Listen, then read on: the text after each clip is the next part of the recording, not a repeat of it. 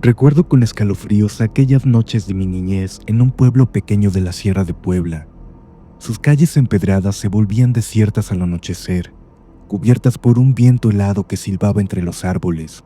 Siempre había escuchado leyendas de aquel pueblo sobre brujas y demonios, pero nunca imaginé que una de esas historias de miedo que los abuelos contaban para asustarnos acabaría enredándose con el destino de mi propia familia. Mi abuelo, Julián, era por entonces un hombre de campo recio y carismático. Trabajaba de sol a sol en la milpa, pero al caer la noche le gustaba escaparse a la cantina del pueblo. Él tenía sus defectos. Era aficionado al mezcal y de mirada alegre con las mujeres, como decían las vecinas. Yo lo admiraba, pero incluso de niño me daba cuenta de las discusiones a puerta cerrada entre mis abuelos.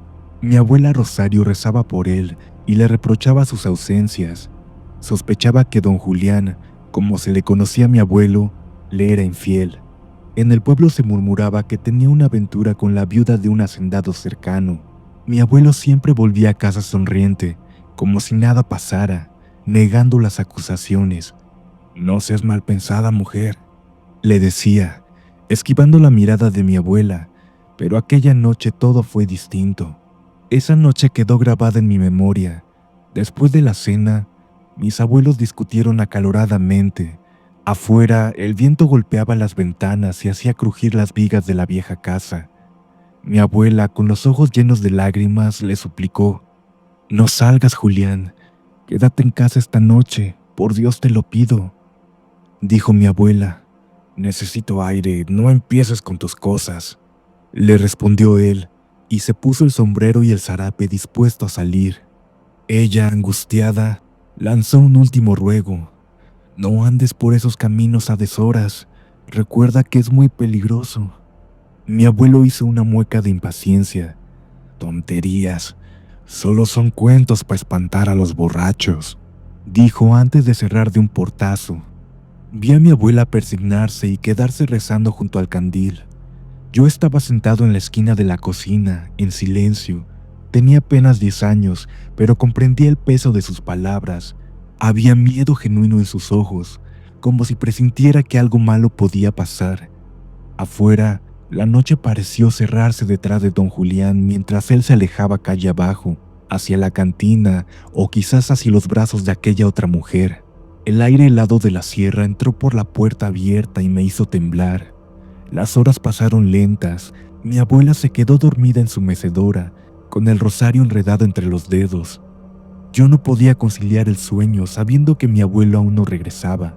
La casa crujía con el viento. A medianoche la campana de la iglesia anunció la hora y él seguía sin aparecer. Una intranquilidad creciente me obligó a actuar. Decidí salir a buscarlo, aunque fuera solo un niño. Pensé que tal vez podría encontrarlo en el camino antes de que algo malo ocurriera. Tomé una linterna y me escabullí fuera, asegurándome de no despertar a mi abuela. En cuanto cerré la puerta, la oscuridad me envolvió. La neblina era densa y blanquecina. Mis pies apenas distinguían el sendero de tierra que llevaba hacia las afueras. Avancé despacio, iluminando con la tenue luz de la linterna. El frío calaba mis huesos bajo la cobija que eché sobre mis hombros. Cada sonido de la noche me hacía saltar el corazón. El sonido lejano de una lechuza, el aullido de un perro en alguna granja distante, las ramas moviéndose con formas fantasmales a mi alrededor. A medida que me acercaba al panteón del pueblo, noté que el viento soplaba más fuerte ahí. El portón de hierro del cementerio estaba entreabierto, rechinando suavemente. Tuve que armarme de valor para continuar por el camino, que pasaba justo frente al panteón. La niebla se arremolinaba entre las tumbas y por momentos creí ver siluetas moviéndose dentro, aunque podía ser solo el efecto de la neblina y mi imaginación alimentada por el miedo. Tragué saliva y seguí adelante, llamando en voz baja: «¿Abuelo?». Solo obtuve silencio a cambio. Mis propias pisadas sobre la vereda resonaban huecas. De pronto, entre la neblina, unos metros más adelante, divisé dos figuras borrosas en la carretera. Me oculté instintivamente detrás de un árbol junto al muro del panteón, apagando un poco la linterna para no delatar mi presencia. Entrecerré los ojos intentando reconocerlos. Uno de ellos llevaba sombrero y zarape. Era mi abuelo. Sentí alivio por un segundo, pero enseguida noté que él no venía solo. A su lado caminaba una mujer desconocida. Aquella mujer vestía un traje blanco que brillaba tenuemente bajo la luz de la luna, y sobre sus hombros llevaba un rebozo negro. Su cabello largo y rizado se perdía entre las sombras, y algo en su porte me dejó inmóvil. Tenía una gracia que llamaba la atención. Cada paso suyo era lento y elegante, como si flotara sobre la tierra. Mi abuelo parecía seguirla dócilmente, unos pasos atrás, como embrujado. Quise llamarlo, pero tuve el presentimiento de que debía quedarme callado. Me asomé un poco más, agachado tras el árbol. Noté que aquella mujer iba descalza, o al menos no pude distinguir sus pies tocando el suelo. Parecía flotar con ligereza, deslizándose por el camino. Mi abuelo tropezaba ligeramente, como si estuviera ebrio o aturdido, con la mirada fija en la mujer. Ella giró el rostro hacia él, y aunque la distancia y la niebla no me permitían ver sus facciones con claridad, logré ver un poco sus ojos.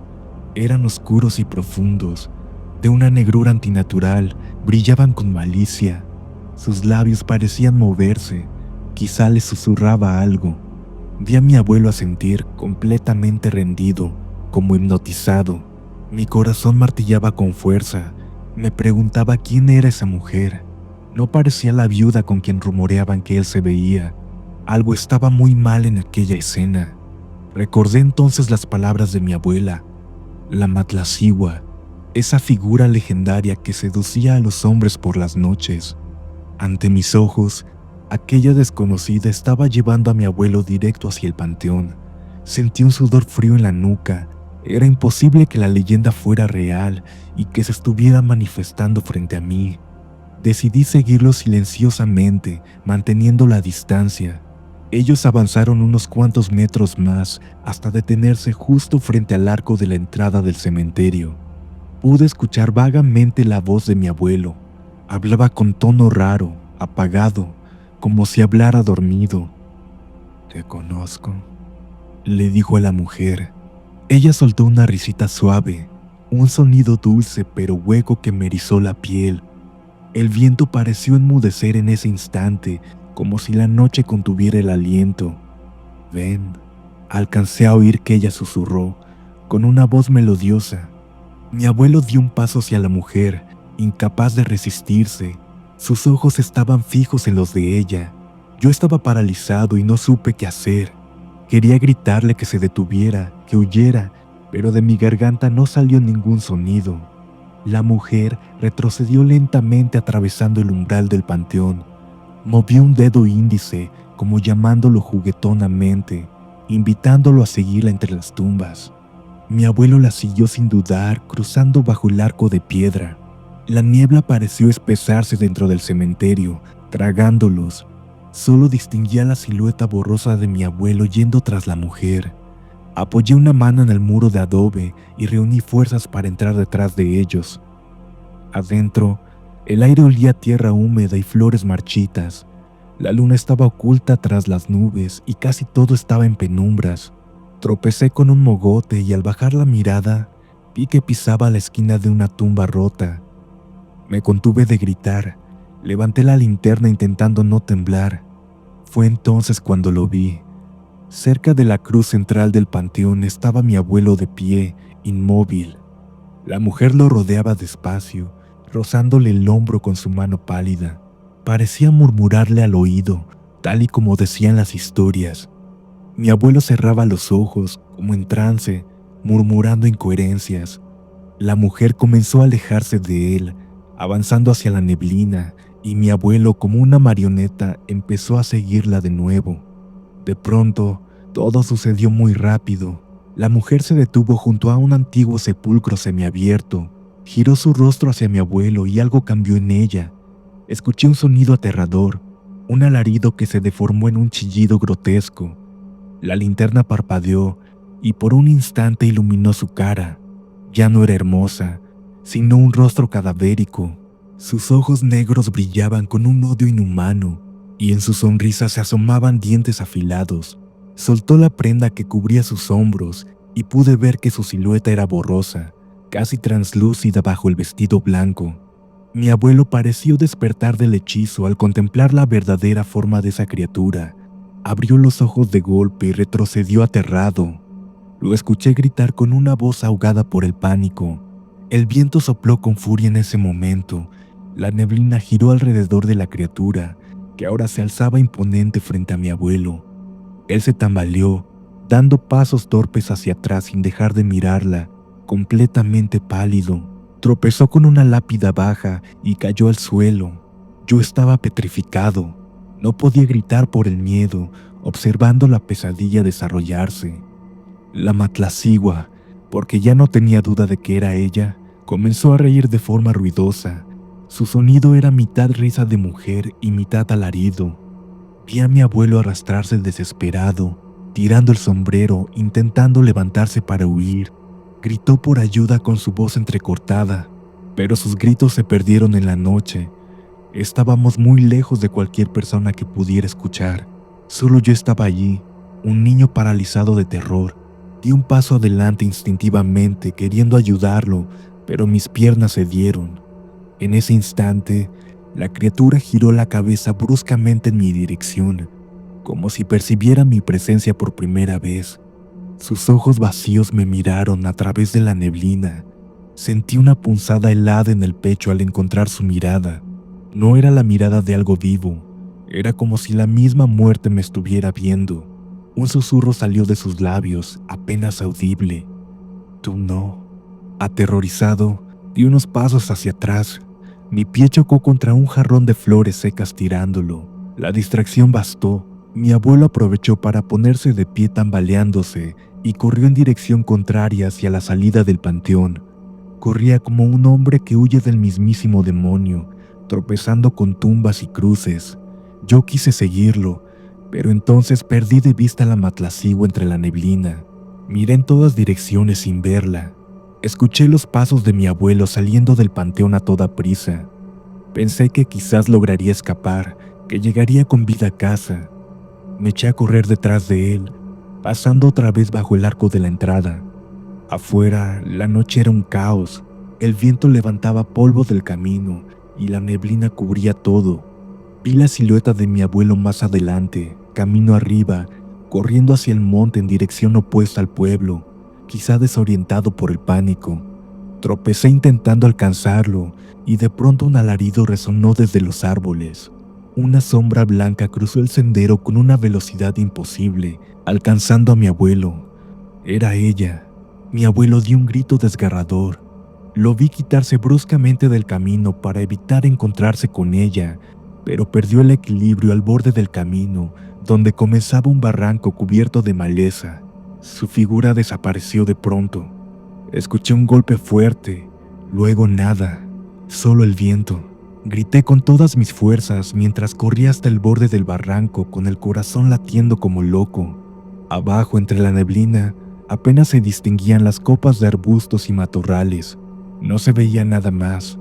El pánico y la desesperación me invadieron. Iluminé con la linterna el vacío, pero la luz no alumbraba mucho. Solo vi la pendiente llena de matorrales.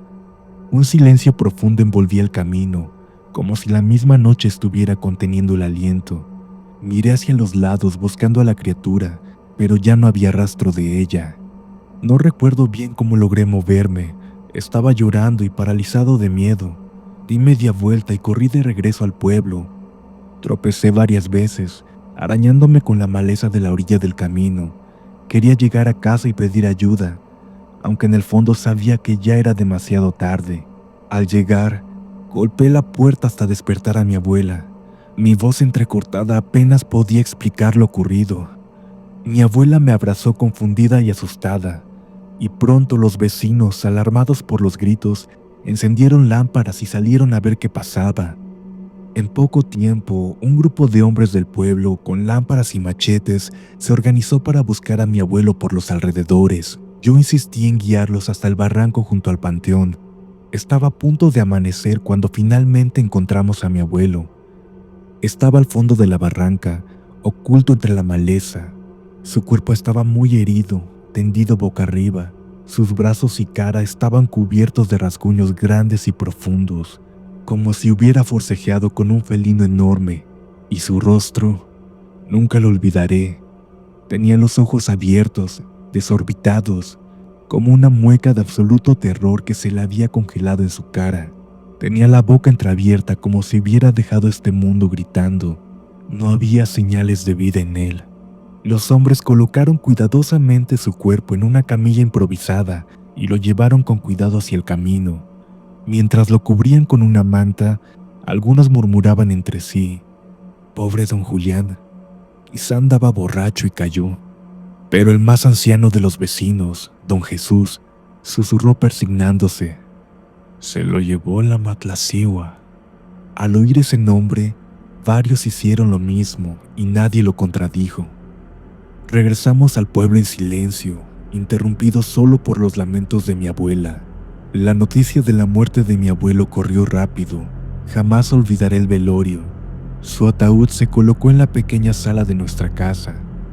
Mi abuela, en shock todavía, acariciaba la mano fría de mi abuelo. Algunas vecinas la consolaban, diciéndole que Dios sabe por qué hace las cosas, pero otras murmuraban que aquello había sido un castigo del más allá por sus infidelidades.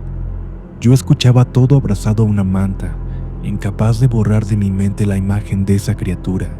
Días después, cuando enterramos a mi abuelo en el mismo panteón donde ocurrió la tragedia, mi abuela arrojó un puñado de tierra sobre el ataúd y con voz baja dijo: «Que en paz descanses, ya pagaste tus culpas».